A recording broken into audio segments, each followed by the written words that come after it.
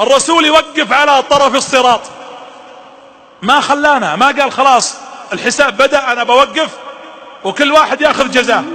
الرسول يقول اللهم سلم سلم، اللهم سلم سلم، اللهم أمتي، اللهم أمتي. ثم يمر الناس يشوفهم النبي اللهم سلم اللهم سلم لين يمرون.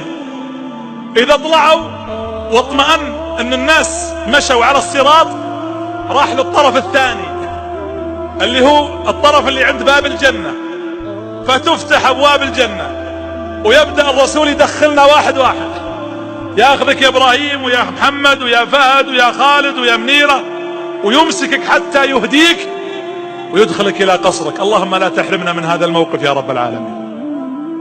هذا مشهد عظيم.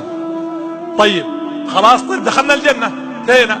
لا، فينظر النبي فيقول إن من أمتي من أدخله الله النار. فينظر النبي فيقول إن من أمتي من أدخله الله النار. يا رسول الله حتى أهل النار، حتى الذين عصوا؟ إن من أمتي من أدخله الله النار وإني سأشفع عند ربي حتى يرحمهم. يقول النبي عليه الصلاة والسلام فأذهب تحت عرشه وأسجد وأقول يا رب إن من أمتي من أدخلته النار، اللهم إني أستشفعك فيهم. فيقول النبي فيقول الله يا محمد ارفع رأسك، ويحد لي حدا، يعني حدد لي عدد، ويقول اذهب وأخرجهم من النار. يقول فآتي وأحد الحد وأخرج من أمتي من أخرجهم.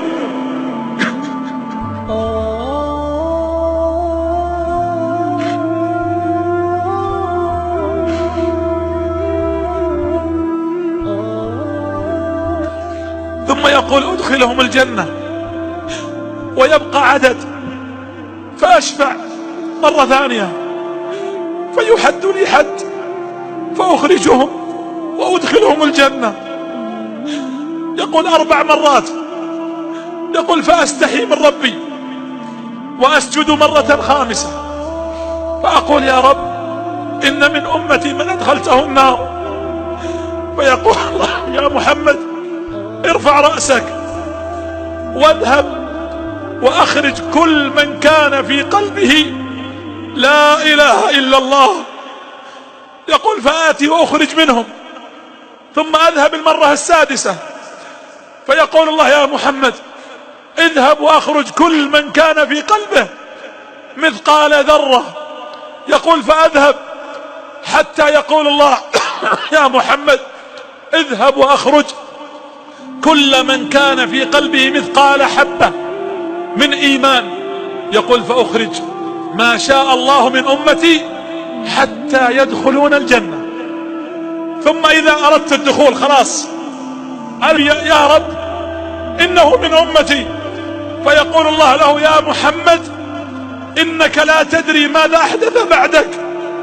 أحدث يعني غير، بدل، أبدع، يعني بدعة، ابتدع. قالوا سحقا سحقا فيؤخذ إلى النار. هذه رحمة الرسول عليه الصلاة والسلام. لقد جاءكم رسول من أنفسكم عزيز عليه ما عنتم حريص عليكم بالمؤمنين رؤوف رحيم.